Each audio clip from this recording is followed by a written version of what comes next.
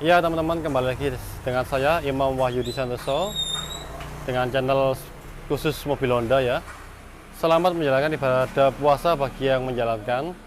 Kali ini saya akan membahas ya yang saya posting di Instagram kemarin yang mengenai tutup oli transmisi atau botak oli transmisi mobil Mobilio di belakang saya ini. Ya. Jadi waktu itu tanggal 29-an ya, 29 Maret ini kami dapat WA dari pelanggan ini. Memang pelanggan kami beberapa kali servis di tempat kami dengan riwayat belinya second ya mobilnya ya. Cuman oli transmisi memang belum pernah ganti karena waktu itu belum sampai 20.000. Jadi belum kami ganti.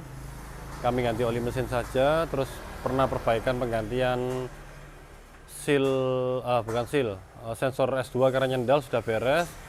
ABS nyala, di servis juga sudah beres, tinggal enaknya aja sebenarnya mobilnya ini tanpa ada kelodakan ya. Cuman waktu itu tanggal 29 pelanggannya WA ke saya mengeluhkan indikator PDRS nya nyambung jadi satu ya.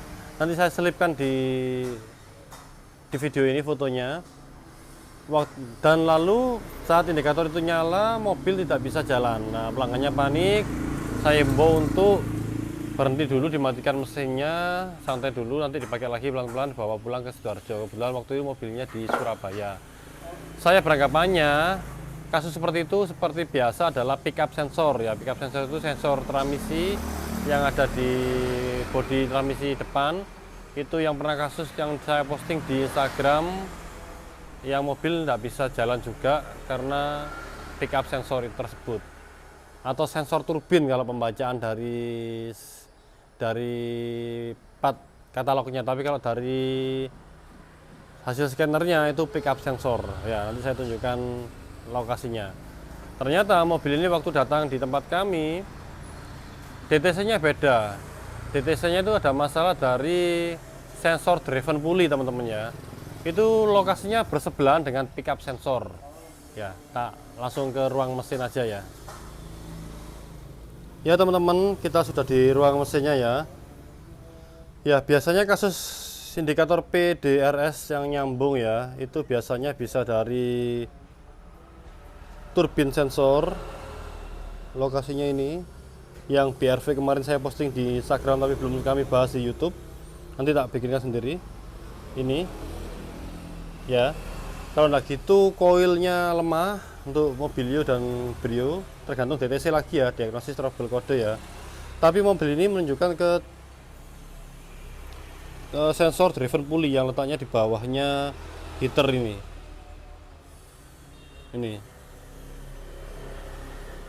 Nanti tak coba keset bawah. Ya teman-teman, ini dari bawah ya. Biasanya yang bermasalah itu ini pick up sensor atau turbin sensor kalau pembacaan dari part katalog. Kalau dari DTC pick up sensor ini ya, yang atas ini ya, bukan yang ini ya. Ini kan check ball ini. Terus mobil ini ternyata masalahnya di sensor driven pulley ini letaknya di bawahnya heater kan. Ini kan heaternya CVT ini katanya ya. Itu sudah kami tanyakan stok spare part, harganya juga sekitaran 800.000 sama seperti pickup sensor. Nah, kami sudah estimasi kepada pelanggan, ternyata di ACC ya untuk ganti itu. Dan waktu kami estimasi kepada pelanggan dan kami buka itunya, sensornya itu ditemukan ada serpian seperti gram atau logam yang nempel di sensor driven pulley ya. Nanti saya selipkan juga ininya fotonya ya teman-teman. Kalau bentuknya sudah ada yang baru di dalam kardus, masih belum dibuka. Nah, tapi saya dengan curiga seperti itu, ada logam yang dinempel di situ, saya curiga kalau ada masalah di maticnya. Makanya saya anjurkan pelanggannya untuk ganti oli transmisi ya. Ini kan dikuras, ini oli transmisinya sudah ditampung ya. Oh iya, belum tak sampaikan dari awal, kalau indikator masalah teman-teman langkah awal harus scan dulu ya. Nah, hasil scannya ini saya tunjukkan. DTC P0793, pembacaan dari DTC adalah intermediate subspeed sensor A. Ya, ini kalau pembacaan dari DTC, tapi kalau pembacaan part katalog itu namanya driven pulley sensor. Ini saya tanyakan ke toko, ke dealer kosong barangnya, ke toko ada, dikasih part number ini, barangnya sama persis. Ini seperti ini barangnya, ya. Ya, di ujung-ujungnya sini tuh ada logam-logam itu, makanya kami curiga, kami sarankan untuk olinya transmisi di tap. Karena kalau oli transmisi di tap ada logamnya, ya kemungkinan besar maticnya sendiri yang bermasalah. Ya, ternyata kami tap, ya seperti ini kasusnya teman-teman ya. Jadi kami tidak berani teruskan untuk ganti sensor tersebut karena percuma.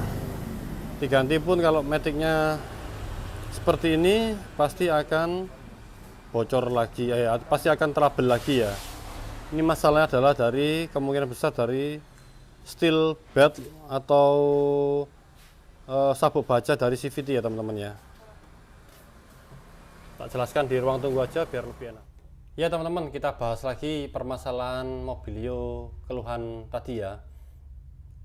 Kenapa masalah tersebut kok bisa terjadi, dan mungkin di channel-channel lain sudah pernah bahas duluan, baru saya kali ini membahasnya karena memang di tempat kami di PSA sendiri baru kali ini kami menemukan seperti itu, dan waktu saya masih di dealer resmi itu juga belum pernah nemui kasus sampai rompal seperti itu atau sampai logam-logam ngegram yang menempel di baut tap-tapan oli transmisi. Kasus seperti itu menurut saya yang paling utama permasalahan adalah dari satu penggantian oli transmisinya yang telat.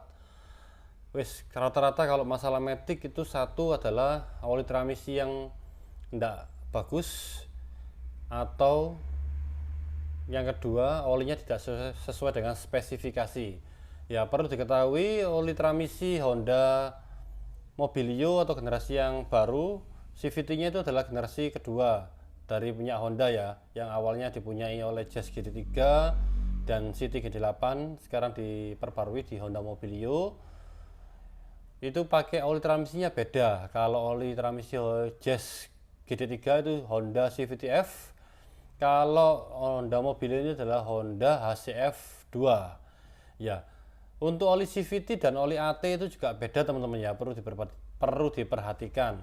Auto transmission pakai ATF atau auto transmission fuel, kalau CVT pakai CVT-F atau HCF ya. Beberapa brand itu juga mengeluarkan oli CVT, semua brand mengeluarin, itu tergantung ada support apa enggak dengan CVT tipe 2 atau HCF2. Itu spesifikasinya ada di brand-brand tersebut ya.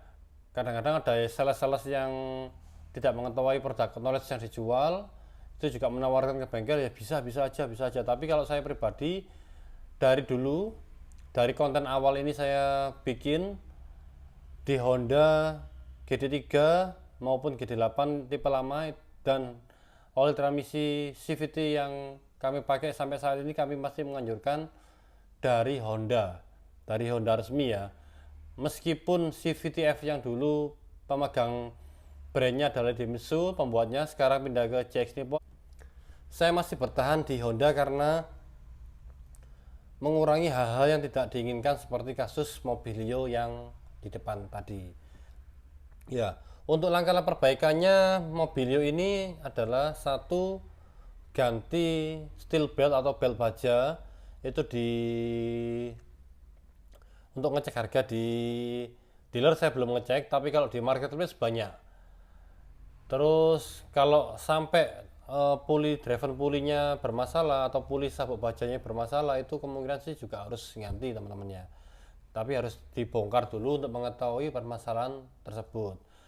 Pengalaman mobil yang pernah di tempat kami masalah di CVT ada 2 mobil. Yang pertama perbaikan di Surabaya itu habis sekitar 18 sampai 21 juta. Itu gantinya steel belt sama puli driven pulley. Itu waktu itu tempat kami sudah tak analisa, keluhannya adalah nyentak. Pelanggannya mengeluhkan waktu naik parkiran yang mall yang tinggi atau ditanjakan di curam di daerah, kalau Jawa Timur Batu Pandaan Trawas itu nderdek. seperti drive shaft, hampir sama seperti itu tapi bukan drive shaft karena mobilnya Mobilio.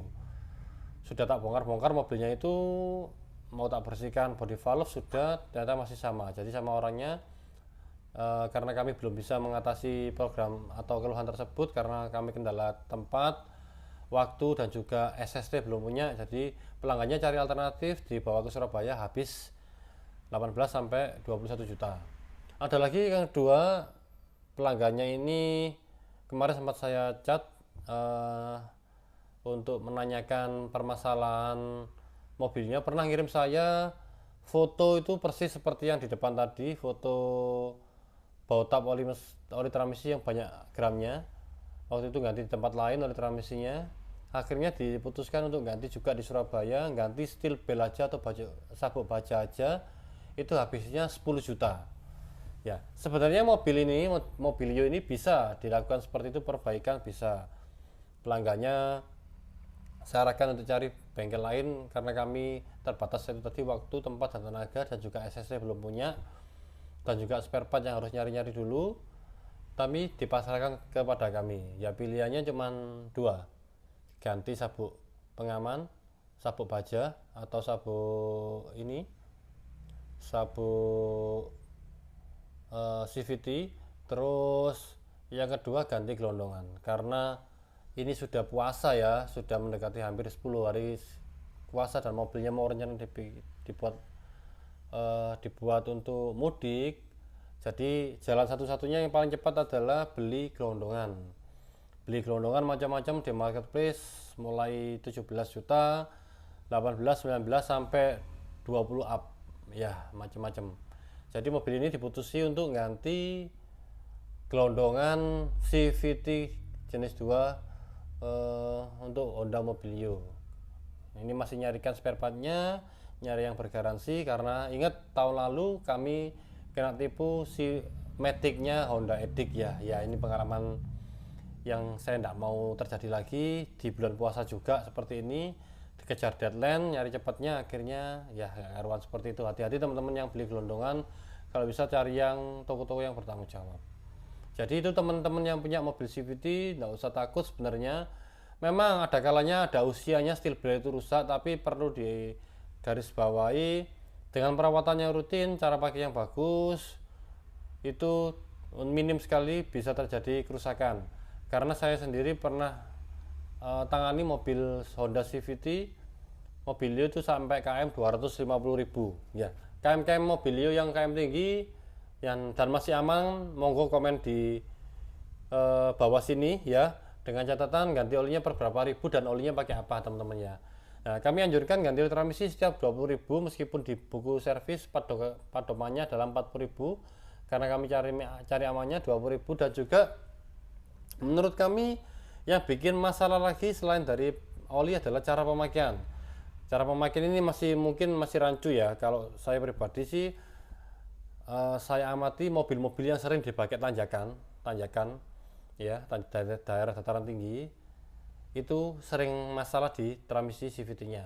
Dan juga yang mobil sering dibikin kickdown atau gas kontan ya, karena CVT ini harusnya mobil city car ya, city car, jadi pemakaiannya halus, makanya perpindahan juga halus, tidak bisa dibikin gejek-gejek, makanya bawahnya itu cenderung kosong malahan untuk mobil-mobil tipe transmisi CVT. Beda dengan transmisi AT, meskipun digejek-gejek tidak ada masalah untuk putar gasnya atau akselerasinya ya. Mungkin cukup jelas ya untuk kali ini. Macam-macam sebenarnya masalah gas, mobil tenaganya hilang, gasnya tidak ada tenaga mobilnya, DTCP DRS nyambung, terus tidak ada power, dimatiin di start lagi ada tenaga, itu macam-macam.